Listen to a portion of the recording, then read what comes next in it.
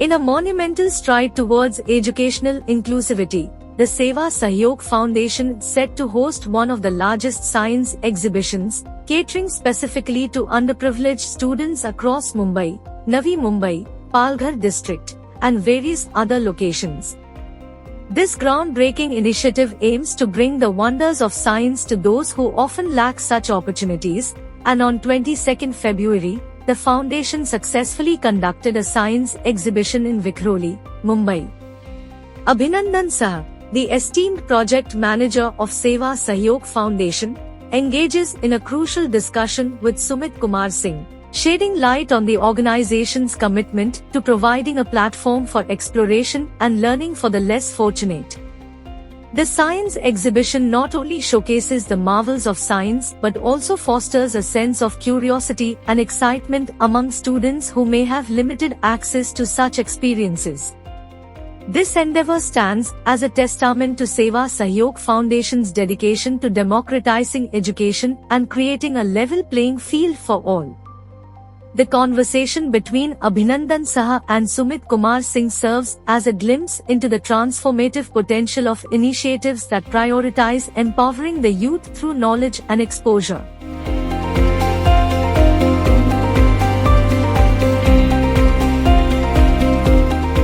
Hello and welcome to Business Article. What a fantastic day we had at the science exhibitions which has been organized by Seva Sahyog Foundation. Such a great event. We are about to closing up this event ceremony. So today we have a very special guest who is the project manager, Mr. Abhinandan Shah. He is the project manager of Seva Sahyog Foundation. Under his guidance, all the science exhibitions and year-long activities keep happening. सो अभिनंदन जी, ये idea कहाँ से आया कि science exhibitions करना है? बहुत सारे जगह पे साइंस क्लासेस लोग लेते हैं, लैब में कुछ टेस्टिंग करते हैं, बहुत सारे आप लोग एग्जीबिशंस का कॉन्सेप्ट शायद ही कोई एनजीओ मैं देखता हूँ इतने बड़े स्केल पे करता है। ये स्टार्ट कैसे हुआ और ये कितने साल अभी आप लोगों ने कंप्लीट किया है? जी, कैसा है कि सेवा सहयोग फाउंडेशन जब इसकी स्थापना हुई 2009 में, तो एजुकेशन इस कोर को लेकर के इसकी स्थापना हुई। और जब काम बढ़ते गया तो काम बढ़ते बढ़ते ध्यान में आया कि साइंस विज्ञान का जो क्षेत्र है और ये जो विज्ञान का जो पूरा मॉडल है उसमें जो एक्सपीरियंशियल लर्निंग या जो एक्सपेरिमेंट्स करवाना या करना, बाकी सब हो रहा था लेकिन ये एक्सपेरिमेंट्स करना और करवाना, इसमें कहीं ना कहीं हमारी जो संस्थाएं थी थोड़ी पीछे थी। ऐसा नहीं बोलूँगा कि वो नहीं थी, लेकिन थोड़ी पीछे थी। तो उसमें से फिर ध्यान में आया कि हमें कुछ ना कुछ उस चीज़ को लेकर करना पड़ा। देन हमने अपना साइंस का पूरा प्रोग्राम डिज़ाइन किया और हमारे पूरे साइंस के प्रोग्राम का डिज़ाइन किया जब, तो उसका एक एम होगा, एक लक्ष्य अपना। वो लक्ष्य क्या था अपना जो हमने जो सेट किया कि हम एक्सपीरियंशियल लर्निंग बच्चों तक पहुंचाए। यही हमारा एक मेन एम है। करेक्ट। साइंस में थियरी वगैरह सब चीज़ें हैं, बट एक्सपीरियंशियल लर्निंग पहुंचाए। किन तक पहुंचेंगे? तो ऐसे बच्चे जिनके घर की आर्थिक परिस्थिति खराब है, तो ऐसे बच्चे कहाँ पढ़ते हैं? तो जिला परिषद के स्कूल में पढ़ेंगे या गवर्नमेंट एडेड स्कूल्स में पढ़ेंगे। प्राइवेट स्कूल्स में तो ऐसे बच्चे जिनके घर की आर्थिक स्थिति अच्छी है तो वैसे ही जाते हैं। तो हमने उन सब चीज़ों को ध्यान में रख के ऐसे प्रोजेक्ट हमने डिज़ाइन किया जिसके अंदर हम गवर्नमेंट एडेड स्कूल्स और जिला परिषद के स्कूलों में जाकर के उनके साइंस के लैब, साइंस के एक्सपेरिमेंट्स करवाने का काम हमने स्टार्ट किया। तो जैसे मैंने बताया कि हमारा अल्टीमेट एम क्या था कि बच्चों को एक्सपीरियंशियल लर्निंग दो। तो एक्सपीरियंशियल लर्निंग कैसे आएगा? उसके कई सारे तरीके हमने अपनाए। पहला तरीका कि हमारा टीचर हमने अपॉइंट किया, वो खुद स्कूल में जा रहा है, सेशन ले रहा है। दूसरा कि बच्चों के अंदर उनकी खुद की इमेजिनेशन है, उसको बाहर निकालना है। तो कैसे निकालेंगे? तो उसके लिए बाहर सिस्टम क्या है कि एक वार्ड स्तर पे, फिर ब्लॉक स्तर पर उनका एग्जीबिशन होता है। लेकिन वहाँ पर क्या करते हैं, वो एक टॉपिक दे देते हैं कि आप इस टॉपिक पर काम करें। जब ये प्रोजेक्ट मेरे पास आया 2019 में, ये प्रोजेक्ट सेवा सहयोग का साइंस वर्टिकल का प्रोजेक्ट मेरे पास आया, तब फिर उस समय एक विषय चल रहा था इनोवेशन का। 2019 के आसपास इनोवेशन, ये जो प्रधानमंत्री जी की तरफ से भी बहुत बार आया था कि इनोवेशन के ऊपर काम करना। जब आया तो हमने तय किया कि हम बच्चों का एक साइंस एग्जीबिशन लेंगे 28 फरवरी को। हाँ। राष्ट्रीय विज्ञान दिवस है, Correct. उस दिन रमन इफेक्ट की खोज हुई थी। तो शॉकिंग ये था न्यूज हमारे लिए, जब हम स्कूल्स में गए बहुत सारे टीचर्स को भी पता नहीं था कि 28 फरवरी को राष्ट्रीय विज्ञान दिवस क्यों होता है। सो बाद में जब हमने कार्यक्रम किया तो कार्यक्रम करने से पहले हमने तय किया कि हमारा कार्यक्रम, हमारा एग्जीबिशन ये वर्ड से या बाकी सबसे थोड़ा अलग होना चाहिए। किस सेंस में अलग होगा? तो वो सेंस था कि हमने बच्चों को बताया कि आपको इनोवेटिव मॉडल्स बनाने हैं, इनोवेटिव आइडियाज लेकर के आना है, और वह मॉडल आपका वर्किंग मॉडल होना चाहिए, यानी वो क्राफ्ट नहीं होना चाहिए। तो इस प्रकार से इसकी शुरुआत हुई। इसका जहाँ तक मुझे याद है अक्टूबर 2019 के आसपास इसकी शुरुआत थी, क्योंकि अगस्त सितंबर में ये पूरा प्रोजेक्ट मेरे पास आया। तो फिर अक्टूबर नवंबर में हमने इसकी शुरुआत की, दिसंबर में उसकी अपना एक हमने रूपरेखा बनाई, और 28 फरवरी 2020 को हमने इसको क्रियान्वित किया। अनफॉर्चुनेटली बस हमने किया मार्च में, अगले 20 दिन बाद लॉकडाउन लग गया। तो उसके बाद में लॉकडाउन में, लेकिन इस प्रोजेक्ट के लिए जो था लॉकडाउन का समय है हमारे लिए एक थोड़ा एक तरीके से वो एक अच्छा हुआ, एक बूम रहा, बूम। हाँ, कि उसमें क्या था कि हमारे पास बच्चों को सेशन करना है वो ऑनलाइन हो रहे थे। हाँ। लेकिन इस तरीके एक्सपेरिमेंट्स, एग्जीबिशन कहीं नहीं हो रहे, बिकॉज गवर्नमेंट ने भी बंद किए थे, लेकिन हमने अपना चालू रखा।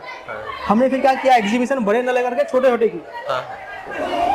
और जैसे ही लॉकडाउन खत्म हुआ तो फिर से हमने बच्चों का ये इस तरीके का एग्जीबिशन करना, जहाँ पर उनके इनोवेटिव आइडियाज को एक गति मिले और बच्चे वहाँ पर इनोवेशन की ओर अपना जो उनका पूरा साइंस का करियर है उसको लेकर के जाए, उसको ध्यान में रख करके ये हमारा पूरा का पूरा मॉडल डेवलप हो गया।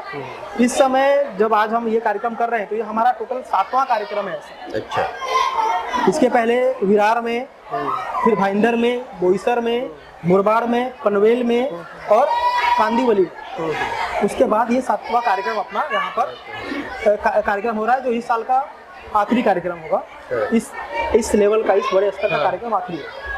सो आज इतने बड़े कार्यक्रम को अगर देखा जाए तो पार्टिसिपेशन लेवल पे कितने स्कूल्स और बच्चे, और ये जो है संख्या यहाँ पर इस समय 15 स्कूल है। 15 स्कूल, हर एक स्कूल से 15 बच्चे, 225 विद्यार्थियों की संख्या है, 30 टीचर है। उसके अलावा आसपास की कम्युनिटी के 120 बच्चे इस एग्जीबिशन को देखने के लिए आने वाले हैं। उसके अलावा यहाँ पर और 2 स्कूल है, बीएमसी के स्कूल। जब हमारा ये प्रोग्राम हो रहा था तो उन्होंने हमसे कांटेक्ट किया कि सर हमारे बच्चे एग्जीबिशन देखने के लिए आ सकते हैं क्या? तो ऐसे 2 स्कूल के 100 बच्चे और वॉलंटियर वगैरह मिला करके, वॉलंटियर्स भी 20-25 हैं यहाँ पर। तो ऐसे कुल मिला करके हमारी संख्या है 225 बच्चे, 15 स्कूल से पार्टिसिपेंट हैं और टीचर्स। उस प्रकार से मोटा मोटी जो कार्यक्रम है, बेसिकली ये जो 15 स्कूल है हमने वो स्कूल सेलेक्ट किए हैं जिन स्कूलों में साइंस के जो एग्जीबिशन है उनके स्कूल में शायद ही होता, लेकिन अगर होता भी है तो वो बच्चों को वार्ड में भेजते हैं, ब्लॉक में भेजते हैं, कुछ गिने चुने बच्चों को भेजते हैं। यहाँ पर हमने उनको आज़ादी दी कि आप जितना मैक्सिमम आप लेके आ सकते हैं, आप उतने मॉडल लेकर के आइए। इस समय हमने कहा था 32 मॉडल, हमें जो पहले आया था कि 32 मॉडल आए, लेकिन इस समय 56 मॉडल यहाँ पर आए हुए हैं, क्योंकि बच्चों ने जब एक बार ध्यान दिया, अरे वो भी बना रहा है, ये भी बना रहा है, तो बाद में और भी बच्चों को उसमें उत्साह आया और अपने 26 मॉडल जो पहले जो हमारे तय थे, 26-27 मॉडल, ज़्यादा मॉडल यहाँ पर आए। जैसे कि आप ये science exhibitions knowledge on wheel के अंडर में, आप एक प्रोग्राम के अंडर में पूरा कंडक्ट करते हैं, तो how will be the year long programming? Let's say it's the month of Feb, today is 22 of February 2024, तो ईयर लॉन्ग आपका प्रोग्राम ऑलरेडी पहले से लॉक रहता है, और इसको एग्जीक्यूट आप कैसे करते हैं? ये जो प्रोग्राम है नॉलेज ऑन व्हील्स का, जैसे मैंने बताया कि यहाँ पर हम एक्सपीरियंशियल लर्निंग देना, तो ये हमारा प्रोग्राम केवल फरवरी तक का नहीं है, ये एक साल, पूरे साल भर का प्रोग्राम होता है, और ये सिर्फ उसका एक छोटा सा इवेंट है। तो उसमें होता यह है कि हमारा स्टाफ जो साइंस का टीचर है वो हर स्कूल में जाता है, उनके पास एक पूरा हमने सेटअप दिया हुआ है, उनके सिलेबस के हिसाब से, उनके टॉपिक के हिसाब से एक्सपेरिमेंट्स हमने फाइंड आउट करके रखे और हर बच्चे के साथ में जाकर के 1.5 से 2 घंटे का सेशन हर टर्म में, यानी साल में 2 बार ऐसे हम हर एक बच्चे के पास जाते हैं। अभी तो हमने बीच में अभी ऐसा भी किया है कुछ जगहों पे साल में 4 बार जाना, ताकि मैक्सिमम बेनिफिट बच्चों को पहुंच सके। तो ये ईयर लॉन्ग प्रोजेक्ट है और ये एग्जीबिशन उसका केवल एक छोटा सा प्रेजेंटेशन। आप जैसे एग्जांपल ये अभी almost central part of Bombay में आप ये इवेंट कर रहे हैं, तो ओवरऑल अभी तक टिल नाउ जब से नॉलेज ऑन व्हील्स का कार्यक्रम किए हैं, तो इसका बेनिफिट कितना मुंबई और एक्सटेंडेड सबर्ब न्यू बॉम्बे में कितने स्कूल्स को इसका बेनिफिट मिला है, डायरेक्टली और इनडायरेक्टली? डायरेक्टली जो है इस प्रोजेक्ट से हर एक प्रोजेक्ट में 15 से 20 स्कूल है, कहीं कहीं पर स्कूल की संख्या 25 भी है। तो अभी जो हमारे पास जो डेटा है 123 स्कूल इस पूरे प्रोजेक्ट में हमारे पास ऑनबोर्डेड है। 123 स्कूल है और 123 स्कूल में बच्चों की जो संख्या है वो 20,000 है। इसके अलावा कम्युनिटी भी है। हम क्या करते हैं कि अपने पास वैन है, वैन के अंदर सारा सेटअप है, तो स्कूल का समय आपको पता है या तो 7 से 12 होगा या फिर 12 से 6 होगा। उसके बाद हमारे पास वैन अवेलेबल होती है, तो हम क्या करते हैं अपने इसी वैन को शाम को कम्युनिटीज में भेजते हैं। कम्युनिटी में भी जा करके वो बच्चों के साथ में वहाँ पर सेशन लेना, उनको साइंस के गेम्स लेना और साइंस की पुस्तकें पढ़ने के लिए देना।